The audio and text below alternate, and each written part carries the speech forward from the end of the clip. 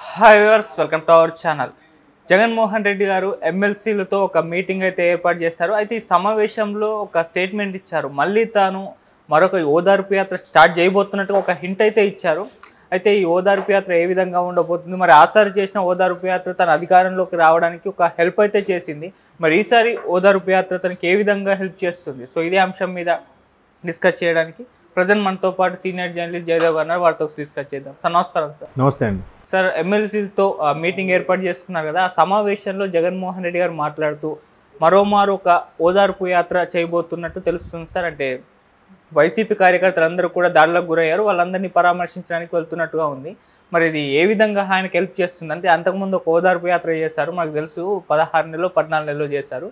మరి ఇప్పుడు ఈ ఓదార్పు యాత్ర ఆయనకి ఏ విధంగా సపోర్ట్ చేస్తుందంటారు సార్? ఇది నిన్న కూడా ఎక్కడో డిస్కస్ చేసినట్టు గుర్తుంది. మరలా ఆయన ప్రజల్లోకి వెళ్ళాలి చెయ్యాలి అంటే ముందు ఏదో ఒక రీజన్ కావాలి. ఆ రీజన్ ఏంటి అని బాగా అబ్జర్వ్ చేసి చూస్తే, పరిశీలించి చూస్తే, ఓదార్పు యాత్రలాగే మరొక యాత్ర చేపట్టాలి, మరలా ప్రజల్లోకి రావాలి అంటే జనరల్గా ఏ నాయకుడు ఏం చేస్తారంటే ఒక 6 నెలలు ఎంతో గ్యాప్ ఇచ్చి మళ్ళీ అన్ని సర్దుమణిగాక మరలా ప్రజల కోసం సపోర్ట్గా ఉంటూ ప్రభుత్వానికి వ్యతిరేకంగా పోరాటం అనేది స్టార్ట్ చేస్తారు. బట్ ఈయన ఆల్రెడీ స్టార్ట్ చేస్తారు, రేపు 26, 27 నుంచి కూడా స్టార్ట్ చేస్తారన్నట్టు కూడా వార్తలు వినిపిస్తున్నాయి. ఏంటి అంటే గతంలో ఏ ఓదార్పు యాత్రతో ఆయన ప్రజలకు బాగా చేరువయ్యాడో, ఏ ఓదార్పు యాత్రతో ఈయన రాజన్న కొడుకుగా రిజిస్టర్ అయ్యారో దాన్నే అదే పేరుని మరొకసారి వాడుకొని ప్రజల్లోకి వెళ్దామనే ఆలోచనలో ఉన్నట్టుగా తెలుస్తుంది. ఇది కూడా ఎందుకు ఈ నిర్ణయం తీసుకున్నారు అంటే, ముఖ్యమంత్రిగా పదవిలో ఉన్నన్ని రోజులు ఆయన కలవడానికి ఎవరు వెళ్ళినా సరిగా అపాయింట్మెంట్ ఇవ్వక వెయిట్ చేయించి, ఆయన కొంత అవకాశం ఇవ్వకపోతే కింద స్థాయి వాళ్ళు, ఆయన కింద పనిచేసిన వాళ్ళు మరికొద్దిగా ఓవర్ యాక్షన్తో కనీసం ఎమ్మెల్యేలని మంత్రుల్ని కలవని కూడా చేశారని కూడా ఒక ఎమ్మెల్యే వాపోయినట్టుగా చాలామంది ఆఫ్ ద రికార్డ్ చాలామంది చెప్పారు. అంటే నాకు తెలిసిన మిత్రులు రాజకీయంగా ఉన్నవాళ్ళు, ఈ సర్పంచ్ స్థాయి, ఎంపీటీ స్థాయి, ఇలాంటి వాళ్ళు కూడా మేము వెళ్ళి మా నాయకుడిని వెళ్ళి చెప్తే, ఆ నాయకుడికి వెళ్ళి ఆ ఎమ్మెల్యేనో ఆ మంత్రి వెళ్ళి చెప్తే వాళ్ళు చెప్తానయ్యాను వెళ్ళి వచ్చిన తర్వాత, అయ్యా కలిశారా ఏంటి అని అంటే, ఎక్కడ బాబు వెళ్ళి ఆయన అపాయింట్మెంట్ ఇస్తే కదా, ఆయన అసలు కలవట్లేదు, ఏంటో ఆయన ఉద్దేశం ఉంటే మాకేం అర్థం అవ్వట్లేదు అన్నట్టుగా ఆ మంత్రులు ఎమ్మెల్యేలు ఈ కింద స్థాయి నాయకుల దగ్గర వాపోయారంట. ఆ విషయం నాతో కొంతమంది సన్నిహితంగా ఉన్న మిత్రులు, కొంతమంది వైసీపీ నాయకులు షేర్ చేసుకున్నారు గతంలో. సో ఇట్లాంటివి చాలా ఉన్నాయి. సో అప్పుడు అంత అవకాశం ఇవ్వలేదు. ఇప్పుడు ఆయన కలుద్దాం అనుకుంటే ఎవరు రావడానికి ముందుకు ఇష్టపడట్లేదు. ఎందుకు ఇష్టపడట్లేదంటే, ఒకటి కూటమి బంపర్ మెజార్టీతో గెలిచింది, రెండోది గతంలో ఎవరైతే కాలర్లు ఎగరేసి మేసం మేలేసారో ఇప్పుడు వాళ్ళు కాలర్లు ఎగరేసి మేసం మేలేసే పరిస్థితి లేకుండా పోయింది. అంతే కదా, గతంలో మేము బాబు మేము గెలిచాము, ఓకే, ఎవరు గెలిచినా పనులు అవ్వడం ముఖ్యం, ఊరు బాగుపడ్డం ముఖ్యం అనేలా ఉంటే ప్రాబ్లం లేదు. మేము గెలిచాం ఇప్పుడు చూడు ఈ సంగతి అని చెప్పి టార్చర్ పెడితే, సరే ఇప్పుడు మన గవర్నమెంట్ వచ్చింది కదా పోన్లే అనుకునే రోజులు ఎక్కడున్నాయి? వీడు ఒకప్పుడు మనకు టార్చర్ పెట్టాడురా, వీడి సంగతి ఇప్పుడు మనది వచ్చింది కదా మనం చూపిస్తాంరా అనేటోళ్ళే. అంటే హ్యూమన్ నైజం అది. ఎందుకంటే క్లైమాక్స్లో విలన్ని హీరో కొడితేనే సినిమా సూపర్ హిట్. వాడి ఈగో చల్లారుతుంది, అమ్మయ్య విలన్ ఎంత టార్చర్ పెట్టాడురా, వీడిని బాగా కొట్టాడురా, వీడికి సరైన శిక్ష విధించాడురా అని హ్యాపీ ఫీల్ అవుతాం కదా. అంటే అదే మానవ నైజం. సో ఇప్పుడు కూటమి వాళ్ళు అందరూ కూడా ఎక్కడున్నారు, రండ్రా మీరు ఇన్ని రోజులు నిన్ను మాట్లాడారు కదా బయటికి రండ్రా అని చెప్పి దాడులకు తెగబడుతున్న నేపథ్యం అని కనిపిస్తుంది. ఎందుకు వీళ్ళేమంటున్నారు, కూటమి వాళ్ళే ఉసుగొలిపి మరి వస్తున్నారు, వాళ్ళే చేస్తున్నారు అంటున్నారు. గతంలో జరిగింది చెప్పట్లే, వీడేమంటే కూటమి వాడు వచ్చాడు అది చెప్పాలి కదా. ఇప్పుడు ఎట్లా ఉందంటే, ఎంతసేపు కూటమి వాళ్ళు వచ్చి అటాక్ చేశారన్నట్టుగా చెప్తున్నారు, కానీ ఎందుకు అటాక్ చేశారని చెప్పలేకపోతున్నారు. అవును, ఎందుకు చెప్పట్లేదు. అప్పుడు మాత్రం రాష్ట్రంలో పోలీసులు ఉన్నారా, పోలీసులు అసలు జీతాలు తీసుకుంటున్నారా అన్నట్టు మాట్లాడుతున్నారు.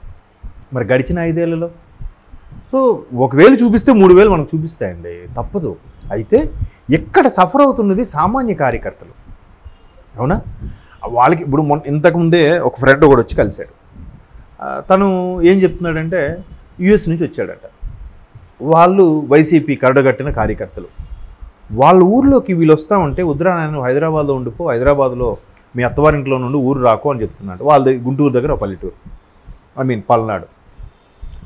ఎందుకు అంటే వస్తే వైసీపీ వాళ్ళు అంటేనే వీళ్ళు మేసం మెలేస్తున్నారు, వచ్చి కూటమి వాళ్ళు ఎస్పెషల్లీ టీడీపీ వాళ్ళు వచ్చి ఊరికే గొడవ పెట్టుకుని మరీ చేస్తున్నారు అన్నట్టుగా వాళ్ళ పేరెంట్స్ చెప్పారట.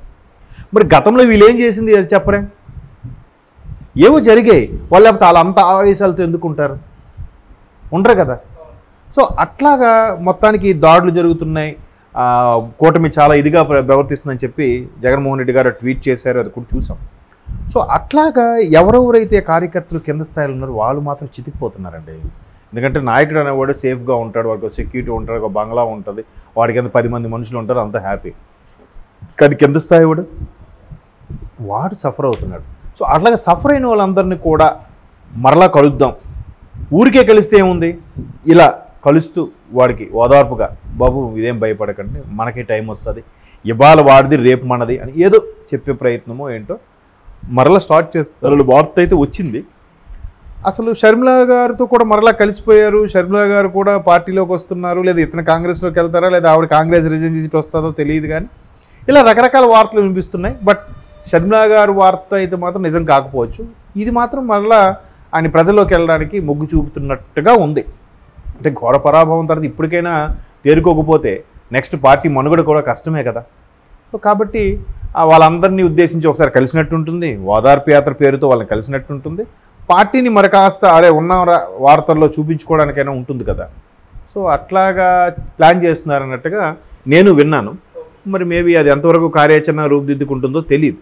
మిగతా వాళ్ళు కూడా ఇప్పుడు చెప్పాను కదా, ఊర్లో అసలు వైసీపీ వాళ్ళంటేనే మిగతా వాళ్ళు చాలా ఆవేశాలతో ఉన్నారని.